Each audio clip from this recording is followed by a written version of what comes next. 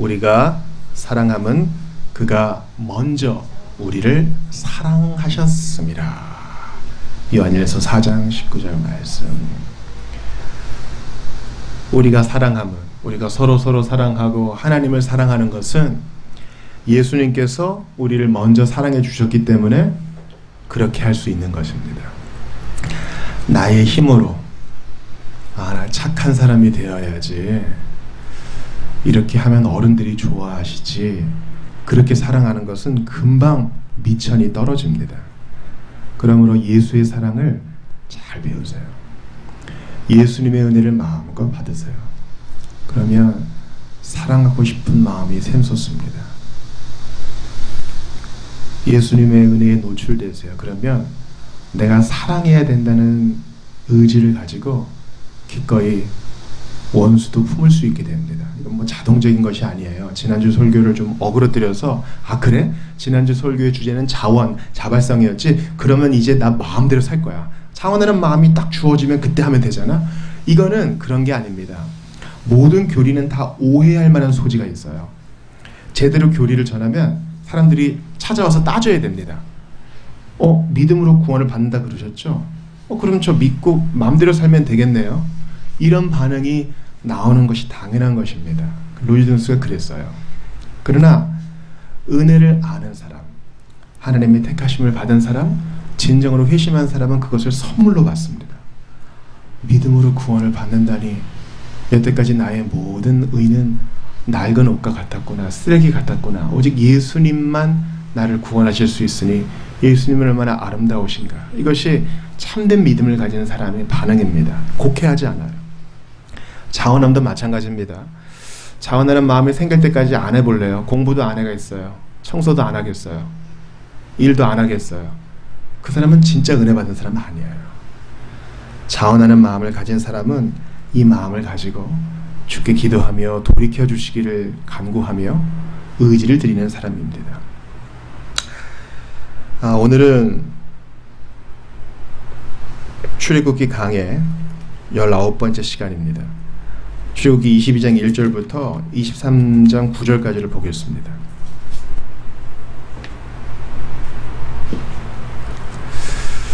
저는 이 본문을 보면서 우리 어린이들이 이것을 좀 이해할 수 있을까 좀 생각이 들었어요. 어린이 청소년 여러분, 어차피 여러분들 다 마이크를 꺼놓으셨으니까 제가 못 들어요. 한번 생각나는 거 무슨 단어가 있는지 한번 말씀해 보실래요? 오늘 본문을 쭉 읽었잖아요. 무슨 단어 생각나세요?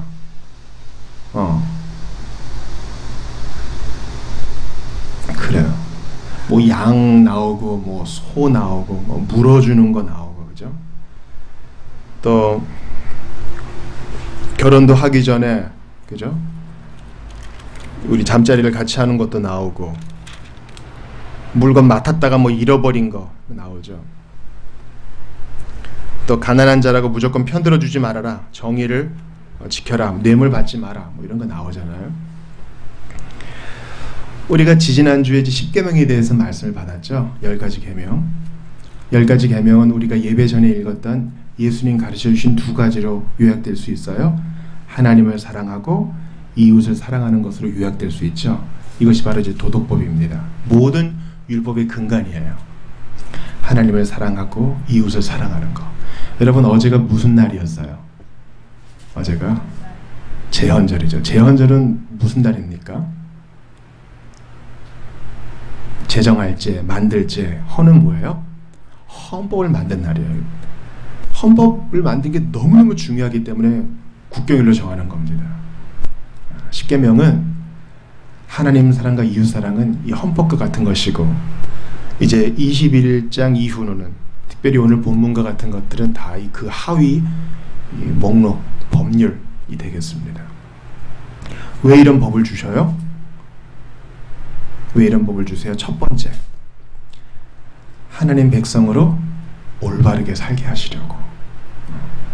자, 너희는 구원 받았어. 내가 신의 산까지 데려왔지. 이제 마음대로 살아. 그렇게 하면 여러분 어떻게 될 것 같아요? 진짜 난장판이 됩니다. 어떤 건 하고 어떤 거는 하지 말아야 될지 이 가이드라인이 있다는 것만큼 좋은 게 없어요.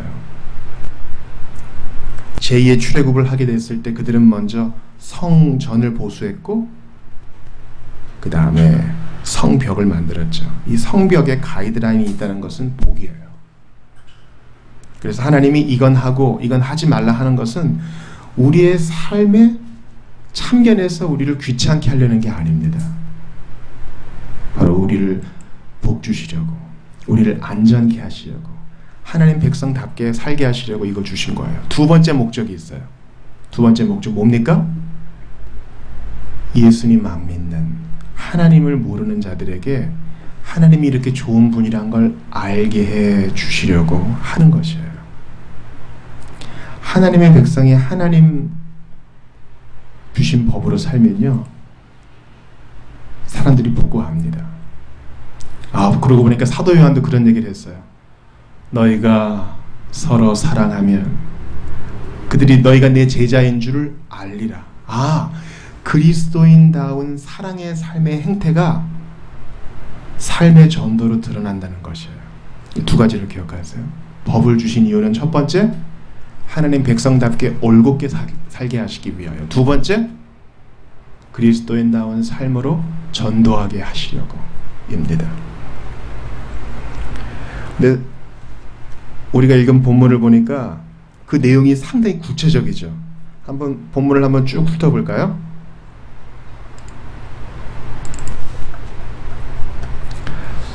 자, 앞에서부터 우리 한번 보자고요. 어떤 부분에 있어서 하나님 백성답게 살기를 원하시는지. 자, 첫 번째는 배상이죠. 남의 물건을 도둑질했을 때 갚는 것입니다. 갚는 것이에요. 하나님은 사유재산을 귀히 여기세요. 그래서 그것을 합당하게 배상하라. 여러분, 이 소나 양은 뭐예요? 그 당시에는, 오늘날은 돈 이런 게, 또 토지 이런 게 귀했지만은 그 당시에는 제일 되는 재산은 바로 소, 양, 가축입니다. 배상에 대한 것이고요.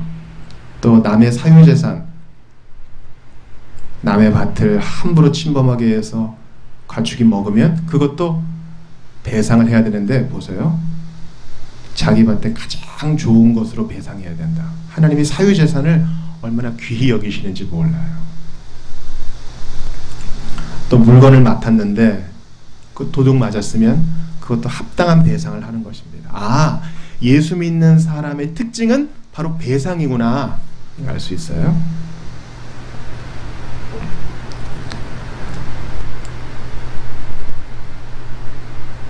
범인이 제대로 나타나지 않을 때에는 여호와께 맹세하며 재판장에게 맡겨야 한다고 하고 있습니다.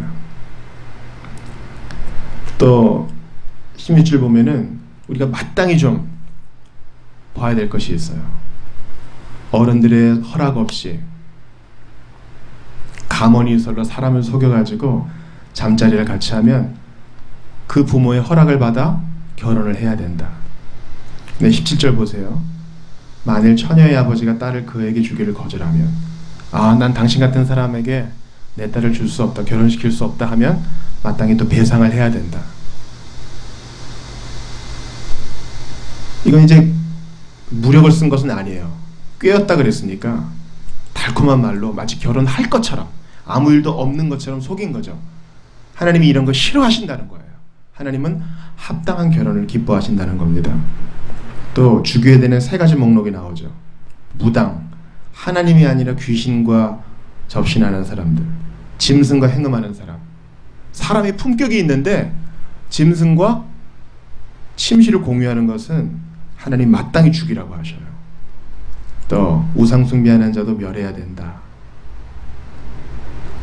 또 우리 오늘 설교의 주제죠. 이방 나그네 귀히 여겨라. 고아와 과부 존중해 주어라. 그리고 25절에 가난한 자 불쌍히 여기라 하는 것입니다. 담보로 맡은 거, 그것이 오시면 저녁에 추우니까 돌려주어라 이렇게 얘기합니다.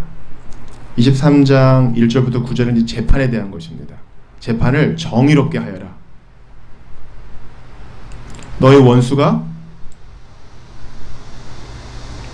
부리고 있는 나귀가 짐을 싣고 있는데 엎드러져 있으면은 나는 원수가 미워. 그러지 말고 도와주어라. 이렇게 얘기합니다. 여러분, 되게 다양한 것들이죠.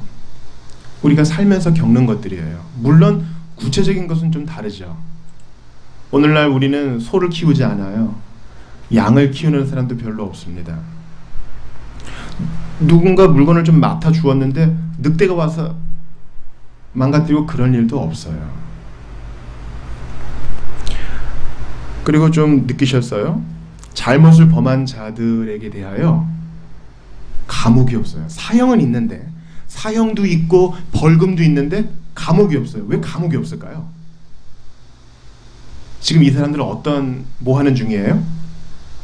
이동 중, 사막에서 이동 중이잖아요. 자기 텐트 풀고, 자기 장막 풀고, 자기 가족들 건사하고, 가축들 내세우고, 이렇게 가기도 바쁜 사람한테 감옥까지 유지하라는 건 좀 어려운 일이에요. 그러니까 뭐 할 수 있어요? 여기 있는 법은 구체적으로 우리가 다 따라할 것이 아니라 그 정신을 유지해야 된다는 것을 알 수 있어요. 이런 구체적인 시민법, 이런 것들은 예수님께서 십자가에서 죽으셨을 때 휘장이 갈라지면서 모두 폐하해졌고, 이 22장, 23장의 구체적인 도덕법의 내용은 그대로 유지됩니다. 하나님은 순교를 귀히 여기시고, 하나님은 사유재산을 귀히 여기시고, 하나님은 억압받는 자의 편이 되어 주신다는 거예요.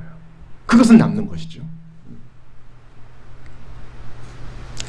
제가 여러분과 좀 찾아보고 싶은 성경이 있어요. 바로 배상에 대한 것인데요. 누가복음 19장 8절에서 10절 한번 찾아봅시다. 자, 화면에서 눈을 한번 떼보시고 갖고 계신 성경 누가복음 19장 8절에서 10절을 한번 찾아 읽겠습니다.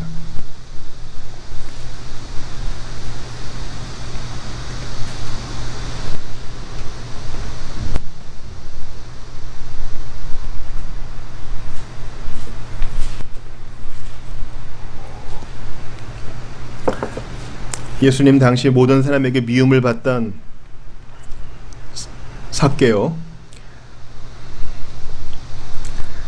삭개오의 집에 예수님이 찾아가셔서 하신 말씀입니다. 누가복음 19장 8절부터 10절입니다. 좀 같이 읽어볼까요? 시작.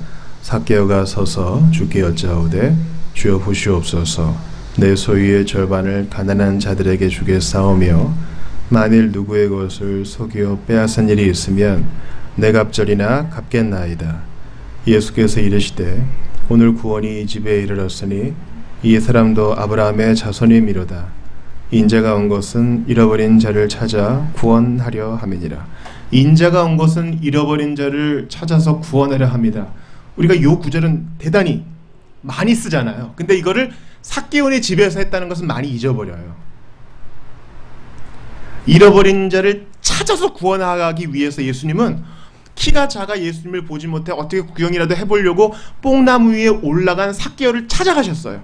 삭개오가 있는 나무 밑에 딱 머무셨죠. 삭개오를 찾아오신 거예요. 삭개오의 초대를 받습니다. 야, 저 사람 죄인의 집에서 먹으려나 보다. 그런 이야기 따위에는 귀 기울이지 않으시고 삭개오를 구원하기 위해 그 집에 찾아가십니다. 은혜를 받은 삭개오가 얘기하죠. 시킨 것도 아닌데 주님 보세요. 내가 뺏은 거 다 갚겠습니다. 또 내 소유의 절반을 가난한 자들에게 주겠습니다. 누가 시킨 거 아니에요. 자기가 감동받아서 한 거예요. 배상을 이렇게 한 것이에요. 인자가 온 것은 잃어버린 자를 찾아 구원하려 함이니라. 구원받은 자는 배상합니다. 이 배상은 물질적인 것일 수도 있고 지속적인 참회일 수도 있고 내가 상처 입힌 사람을 위한 기도일 수도 있고 대단히 다양합니다. 예수님이 나 용서해 주셨어요 하고 땡치는 게 아니에요. 자원하는 배상. 정말 은혜 받은 사람은 갚고 싶어요. 나한테 찾아오지 마십시오. 당신 얼굴 보기도 싫습니다. 한다면 떨어져서 기도하는 거죠. 그러므로 착각하시면 안 돼요. 예수님은 우리를 지옥 심판에서 건져내 주신 것이지 이웃에게 사과하는 것까지 다 퉁쳐서 내가 없애주마 이런 거 아닙니다. 사과하셔야 돼요. 다른 사람의 사유재산을 내가 침해한 것이 있다면 갚아 주어야 하는 것입니다.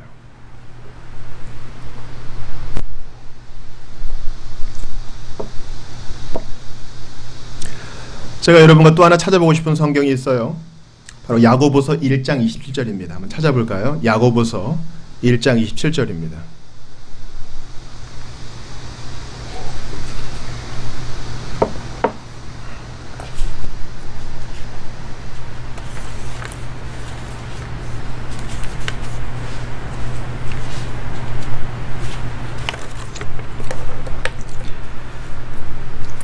주님은 단순히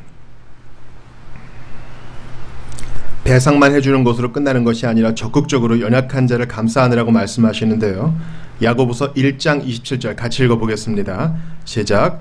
하나님 아버지 앞에서 정결하고 더러움이 없는 경건은 곧 고아와 과부를 그 환난 중에 돌보고 또 자기를 지켜 새 속에 물들지 아니하는 그것이니라. 그렇습니다. 야고보 사도가 오늘 이 본문 말씀을 염두에 두고 쓰는 것 같아요.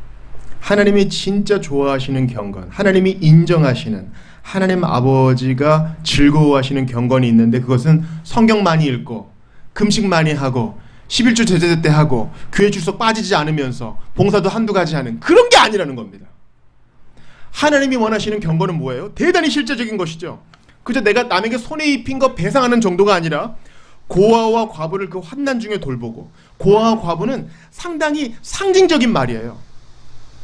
2000년 전이나 출애굽기 기록될 당시나 고아와 과부는 그 당시에 가장 취약한 계층이에요. 지금처럼 복지제도 없어요. 고아는 뭐가 없는 사람, 아빠 없는 사람, 뭐 전쟁이든지 병이든지 아버지가 일찍 죽은 사람, 그러면 누가 보호해줘요?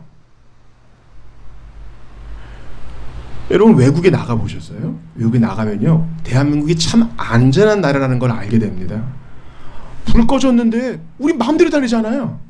그런 나라 별로 없어요. 그 당시에 고아는요, 누구도 보호해줄 사람이 없어요. 경찰도 없다고요. 또 과부는 뭐예요? 남편이 잃은 사람. 그러면은 그 당시에 여성이 일하여 경제적으로 자립한다는 것은 거의 불가능한 일이었습니다.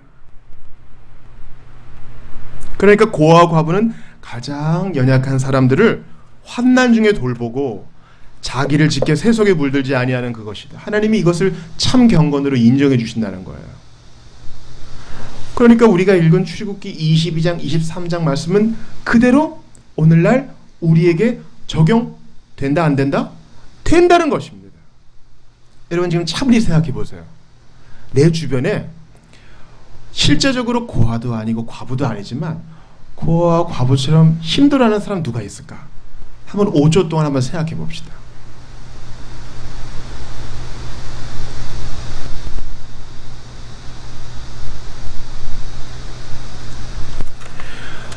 여러분 바다 건너 먼 나라에 사는 사람을 품는 것은 쉬워요.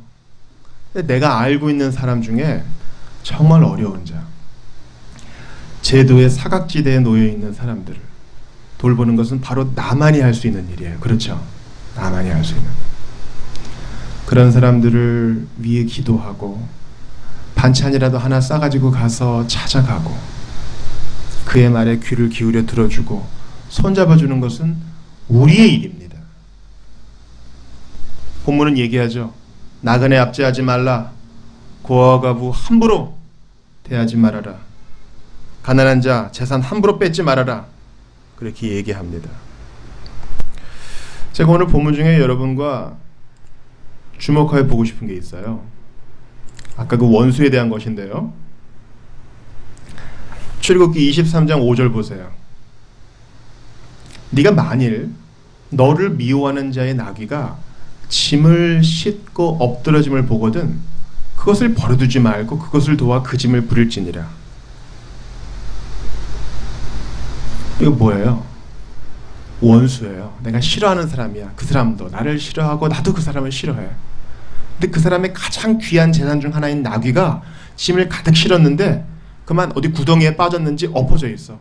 누가 이렇게 세워줘야 되는데 원수 때문에 그냥 지나치지 말고 사람이라면 마땅히 해야 될 그 일을 하라 하는 것입니다. 여러분 지금 아까 야고보서 찾으셨잖아요. 야고보서 한 번 더 찾아볼게요. 야고보서 5장 19절 20절입니다. 이 말씀을 야고보 사도가 한 번 더 인용합니다.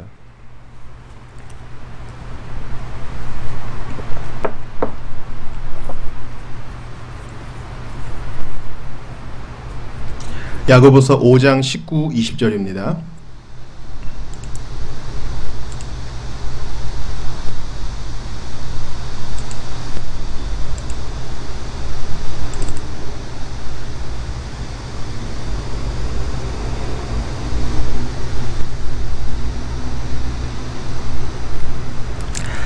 야고보서 5장 19, 20절 같이 가볼게요. 시작.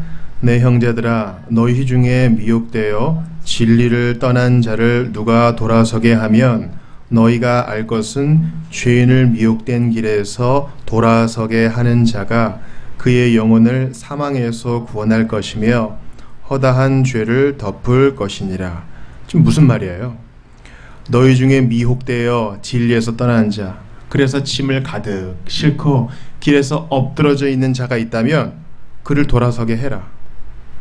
너희가 알 것은 죄인을 미혹된 길에서 돌아서게 하는 자는 그의 영혼을 사망에서 구원하며 허다한 죄를 덮는다.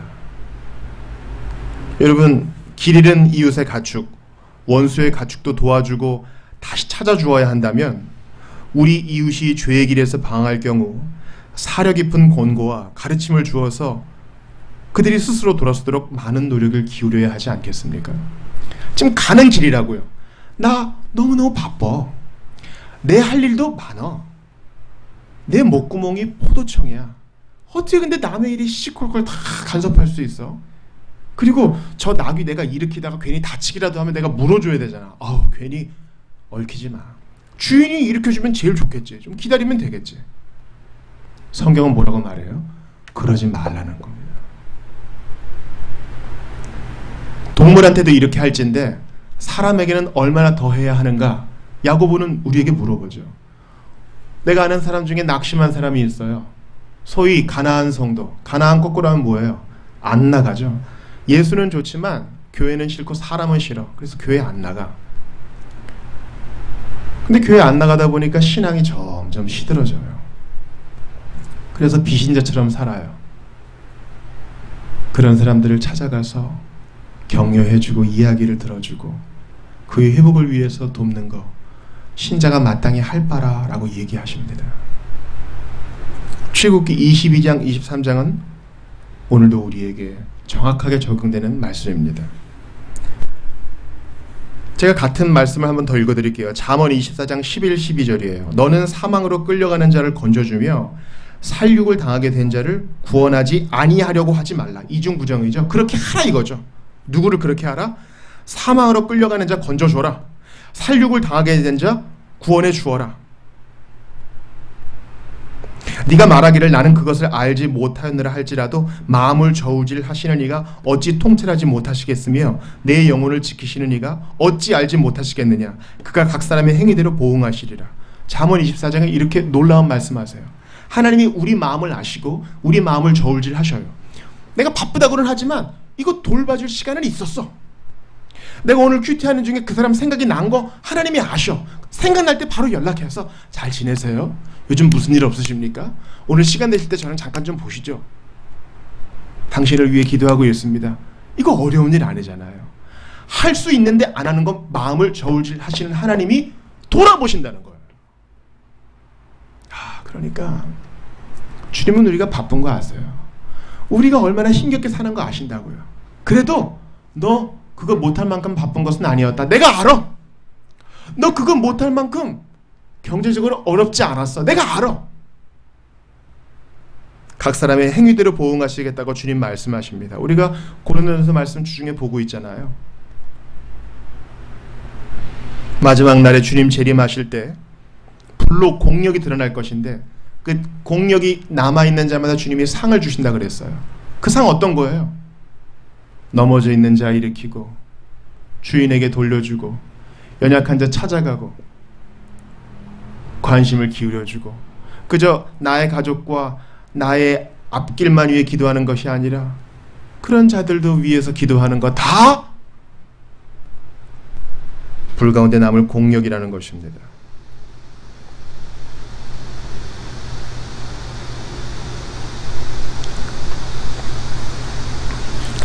오늘 본문에는요, 우리가 참 좋아하는 말씀도 있어요. 그리고 돈에 대한 말씀입니다. 오늘 본문을 한번 보시죠. 22장 25절 보세요. 한번 같이 읽어볼까요? 제가 표시해 놨습니다. 25절 26절 같이 읽어봐요. 시작.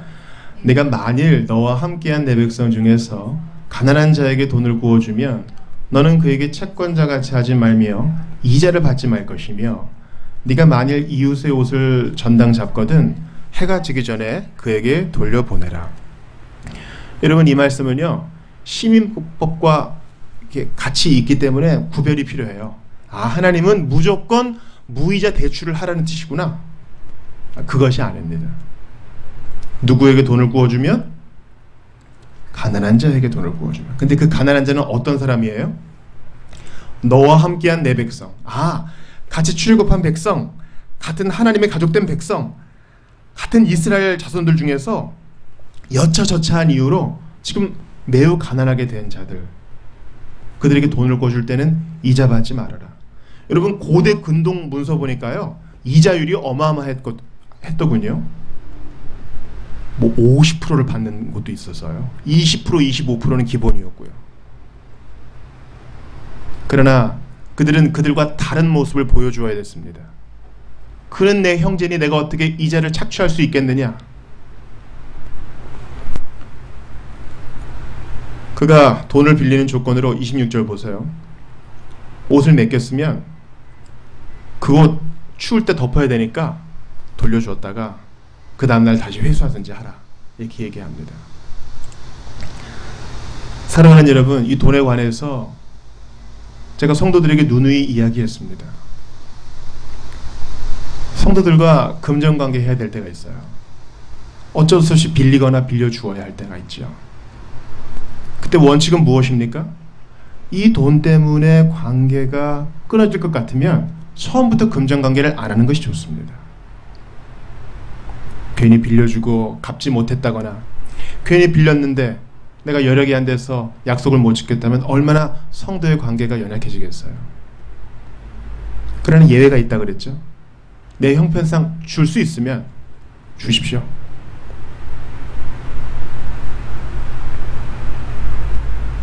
빌려주는 것이 아니라 그냥 줄 수 있는 돈, 그러니까 없어도 괜찮은 돈이면 그냥 주십시오. 그렇지 않을 경우에는 정확하게 공증을 해야 되겠죠. 오늘 본문은 뭐라고 얘기합니까? 형제의 가난함을 도외시하지 말아라, 이것입니다. 네가 그 형제에게 빌려줄 수 있는 그 돈 하나님이 주신 거 아니냐? 근데 왜 네가 날 때부터 갖고 태어난 것처럼 교만을 떠느냐? 빌려주고 이득을 취하지 말아라. 그 형제가 재활할 수 있도록 도와주어라. 여러분, 대단히 구체적인 부분에까지 주님이 다 뭔가를 말씀하시죠. 침실에서부터 금전관계에 이르기까지, 길을 걸을 때 가축을 도와주는 문제에서부터 결혼과 재판에 이르기까지 주님은 우리의 생활의 모든 영역에 하나님 백성다운 거룩함이 나타나기를 원하십니다. 이거 우리에게 어떻게 적용되겠어요? 우리의 부엌에서도 거룩, 우리의 잠자리에서도 거룩, 누구를 만나고 소개팅 할 때도 거룩, 밥을 먹을 때도 거룩. 주님이 말씀하시잖아요. 찍찍인 거 먹지 말아라. 아니 뭐 그래도 깨끗한데요. 아니야, 너희는 먹는 데에서도 하나님 백성다운 것을 드러내야만 된다. 우리 자신에게 한번 물어봅시다. 우리는 예배 드릴 때만 하나님 백성인가요? 아니면 물건을 사고 팔 때, 누구에게 돈을 빌려주고 다시 돌려받을 때, 누구와 결혼을 이야기할 때, 그리고 나의 재산에 대해서 얘기할 때, 그때에도 여러분 하나님 백성인가요? 왠지 돈 얘기하고 이럴 때 하나님 얘기하기 좀 껄끄러운 게 우리잖아요. 그러나 주님은 아니다, 거기에서도 하나님 백성다워야 된다. 무조건 손해보라는 얘기가 아니에요. 원리 원칙대로 정의롭게 하되 가난한 자를 돌봐주는 거. 오늘 말씀을 정리하면서 저는 여러분과 좀 주목해보고 싶은 구절이 있었어요. 자, 오늘 본문의 22장 후반부를 보니까 오늘 설교의 제목처럼 내 부류에 연약한 사람이 나와요. 자, 21절 첫 번째 누구죠? 이방 나그네. 나그네는 그죠? 이리저리 헤매는 사람, 여행하는 사람이겠고. 여러분, 이방은 뭐예요? 이방. 이방.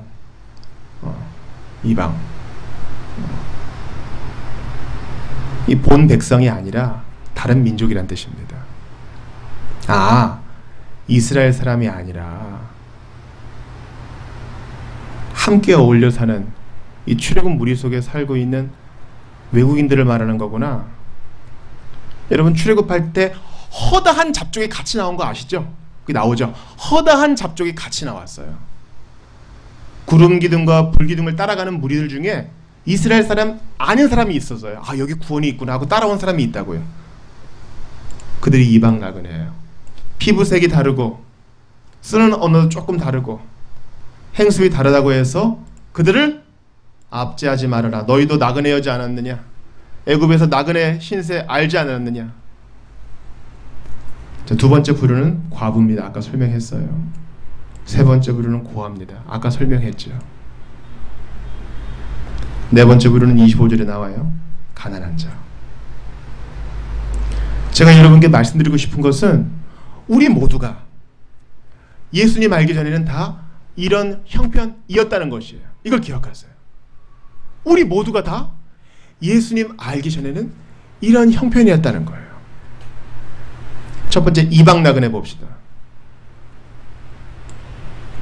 예수님 알기 전에는 우리 하늘나라 시민 아니었으니까 외국인이었죠? 이방인이었다고요. 게다가 나그네였어요. 이리저리 헤매고 집 없이. 예수님 알고 예수님 만나고 천국을 우리의 본향으로 삼았지, 그전에는 외국인이었고 집도 없는 유리방랑하는 자였다고요. 두 번째, 그리스도를 알기 전에 우리는 모두 과부와 고아와 같았습니다. 보호해줄 자가 없었어요. 예수 믿는 거 다 심약한 사람들이 믿는 거야. 자기 앞길 제대로 가늠하지 못하니까 믿음으로 숨는 거 아니겠어? 아닙니다. 모든 사람은 다 두려움을 가지고 살아요. 예수님을 알기 전에 우리는 하나님 아버지를 모시지 못했습니다. 예수님을 우리의 남편으로 모시지 못했습니다. 그리스도 알기 전에 우리는 보호자가 없었습니다. 그러나 예수님 만난 이후 하나님께서 우리의 아버지가 되시고 예수님께서 교회의 신랑이 되어주셔서 우리의 모든 필요를 채우시고 우리를 보호하십니다. 네 번째, 가난한 자. 우리 오늘 암송선구 있죠. 우리 예수님 믿기 전에 가난한 자였어요. 목사님, 저 유산도 있고 가진 돈도 좀 있는데요. 아니요, 그런 가난이 아니에요. 어떤 가난한 자? 영적으로 핍절한 자. 풍성하지 못하여서 나누면커녕 내 앞길도 제대로 처신하지 못하는 자. 예수님 믿지 못한 자. 믿음을 거절한 자는 모두 이런 영적 핍절함 가운데, 가난함 가운데 있는 것입니다. 우리 암송선구 한번 같이 읽어보겠어요.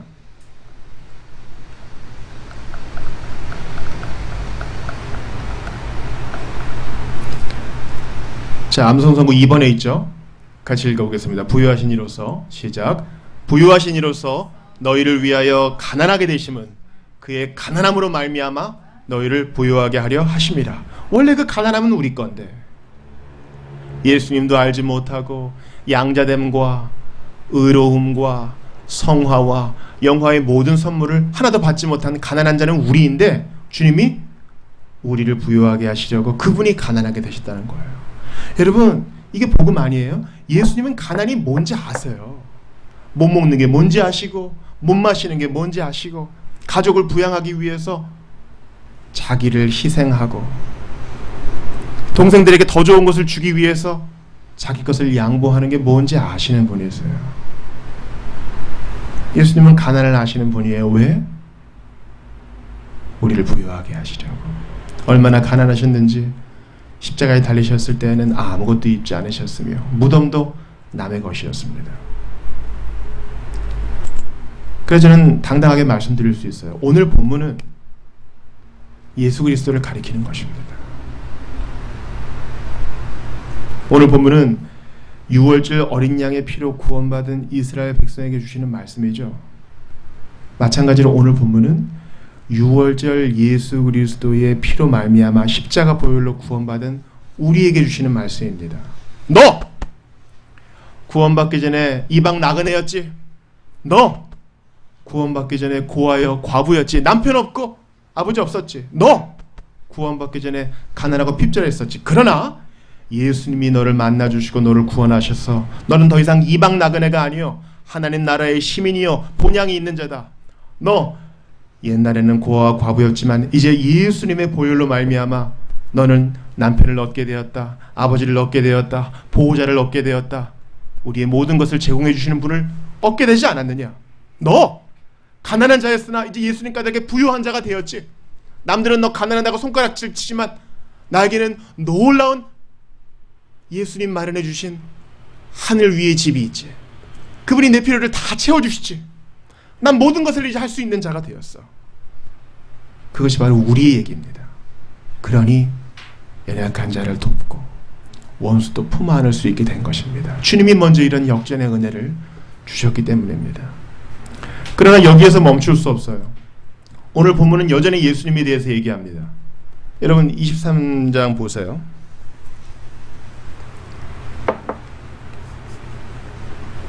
1, 2절을 한번 크게 읽어보겠어요. 시작. 너는 거짓된 풍설을 퍼뜨리지 말며 악인과 연합하여 위증하는 증인이 되지 말며 다수를 따라 악을 행하지 말며 성사의 다수를 따라 부당한 증언을 하지 말며. 거짓 증언하지 말라는 바로 이 재판에 관련된 겁니다. 여러분 하나님이 재판을 얼마나 귀히 여기시는지 알아요? 하나님은 죄인을 죄인되다 하고 죄 없는 사람은 무죄다 하시는 분이십니다. 그런데 그것을 어그러뜨리는 거 보세요. 거짓된 풍설을 일으켜 거짓 증인 2명 이상만 있으면 사람도 죽이잖아요. 아합이 나봇의 포도원을 어떻게 훔쳤어요? 그 이세벨이 거짓 증인을 심어둬가지고 나봇을 하나님을 모독하는 자로 해서 그냥 죽여버린 거예요. 그래서 아합이 그 포도원을 뺏은 겁니다. 하나님이 싫어하시는 이 재판을 어그러뜨린 거예요. 여러분 성경 한번 찾아보겠어요. 오늘 마지막 절의 성경이거든요. 마태복음 26장 59절에서 62절 찾아보겠습니다. 마태복음 26장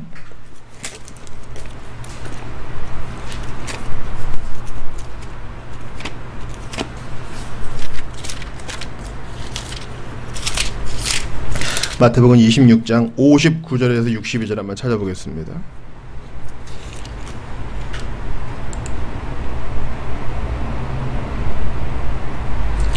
자, 59절에서 62절까지 다 찾으신 줄 알고 같이 읽어보겠습니다. 시작. 대제사장들과 온 공회가 예수를 죽이려고 그를 칠 거짓 증거를 찾으매 거짓 증인이 많이 왔으나 얻지 못하더니 후에 두 사람이 와서 이르되 이 사람의 말이 내가 하나님의 성전을 헐고 사흘 동안에 지을 수 있다 하더라 하니 대제사장이 일어서서 예수께 묻되 아무 대답도 없느냐 이 사람들이 너를 치는 증거가 어떠하냐 하되. 하나님이 제일 싫어하시는 부당한 재판을 예수님이 받으셨어요. 여기 보니까 두 사람 나오죠. 왜 두 사람이에요? 한 증인의 얘기만 들어서는 안 되니까 증인은 항상 두 사람 이상 있어야 된다 했는데 그 윗절 보니까 거짓 증거, 거짓 증인, 거짓 증거와 거짓 증인들이 예수님을 수없이 몰아쳤습니다. 게다가 이 재판은 밤에 일어난 거예요. 여러분 공무원 일하는 시간이 있잖아요. 재판도 열 수 있는 시간이 정해져 있잖아요. 근데 대제사장들은 마음대로 마치 부패한 정권이 자기를 위해서 몰래 법을 통과시키는 것처럼 몰래 거짓 증인들로 예수님을 모함하게 하여 그를 사형케 한 것입니다. 오늘 본문은 예수님에 관한 거예요. 하나님이 그토록 싫어하시는 부당한 재판으로 죽임 당하신 예수님. 근데 보세요. 63절에 보니까 예수께서 침묵하시거늘 아무 얘기도 안 해. 아무 변명도 안 해. 그거 아니다.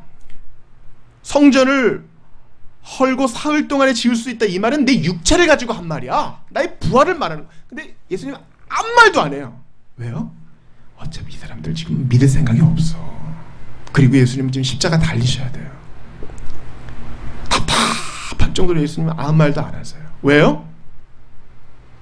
이방 나그네와 같은 우리를 하나님 나라의 시민 삼으시려고, 그와 같은 우리에게 남편과 아버지가 되어주시려고, 가난한 우리를 부욕해 하시려고 그 부당한 재판을 견디셔요.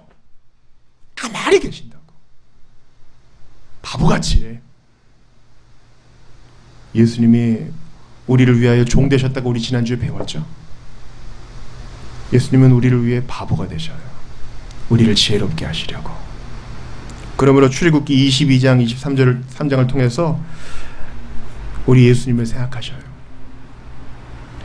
그리고 우리의 처지를 역전시켜 주신, 한때는 이방 나그네요, 한때는 고아와 과부요, 한때는 가난했던 우리를 이제 부유한 자로, 남편과 아버지 가진 자로, 하늘나라 시민으로 삼아주신 예수님, 그 말도 안 되는 거짓 증언들 사이에서 침묵으로 일궈나시며 당당히 십자가를 지신, 고통을 참으신 예수님을 생각하시며 살아가시는 여러분들 다 되시기를 주의 이름으로 축원합니다.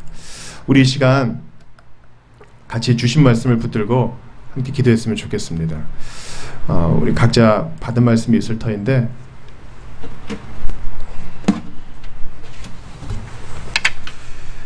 하나님께서 오늘 깨닫게 해주신 대로 내가 이렇게 살기 원합니다. 은혜 받은 자답게 배상하며 남을 도우며 연약한 자를 일으키며 살기 원하는데, 이것이 주님 주신 사랑에 근거한, 주님 주신 감화에 의한 것이기를 원합니다. 성령님 나를 도와달라고, 나를 위해 희생하신 예수님 잊지 않게 해달라고 주신 말씀 붙들고 좀 같이 기도합시다.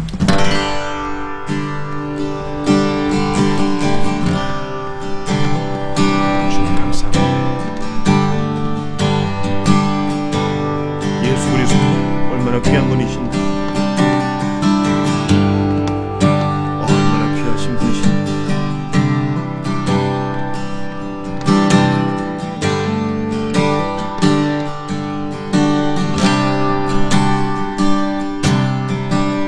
도와주소서.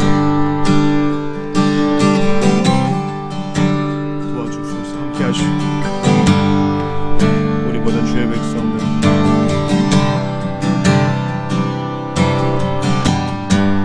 간절히 바라고 원합니다. 도와주소서. 내가 먼저 그렇게 연약한 자에게 손 내밀 수 있는 여유와 약속소. 나만 생각하고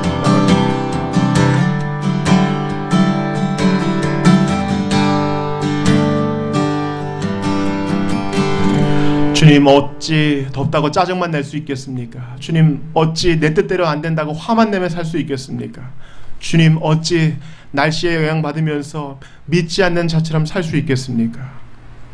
주여, 주님이 이방 나그네와 같은 나를 하늘나라 시민 삼아주시고, 과부와 고아 같은 내게 남편과 아버지가 되어주시고, 주께서 가난한 나를 부욕해 하셨으니 어찌 배상하지 않을 수 있겠습니까?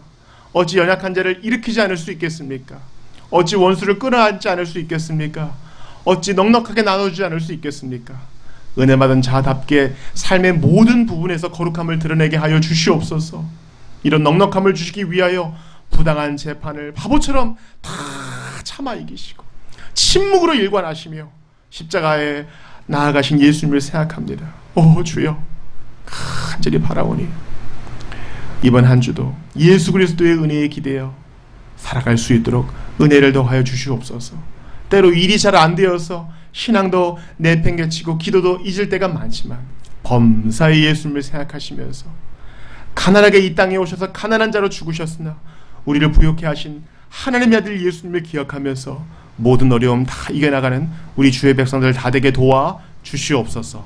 영적인 건강과 육체의 건강까지 주께서 다 붙들어 주시기를 원하오며 우리 구주 예수님 이름으로 기도드리옵나이다. 아멘.